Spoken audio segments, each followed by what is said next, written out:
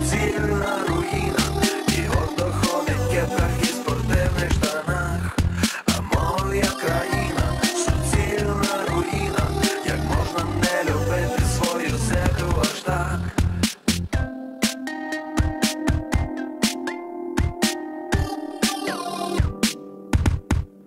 В американців є і статус, і статуя свободи. Лас-Вегас, Ніагара, Нью-Йорк, Голлівуд. І уживається спокійно, там ще купа народу. А в нас хоч і один, то не вміщається тут.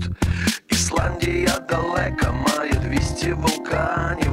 Рейк'явік, пару гейзерів і вічні льоди. І кожен з вулиці, якщо захоче, просто на каву в офіс президента може сміло зайти. А моя країна суцільна руїна. І гордо ходить в кепках і спортивних штанах. А моя країна суцільна руїна. Як можна не любити свою землю аж так?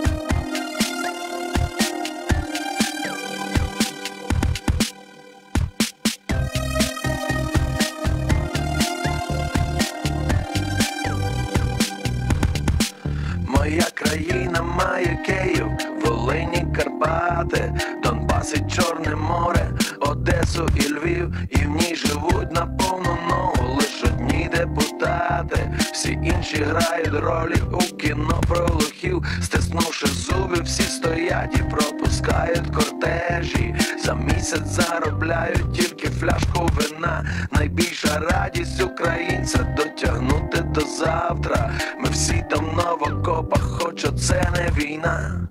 А моя країна суцільна руїна.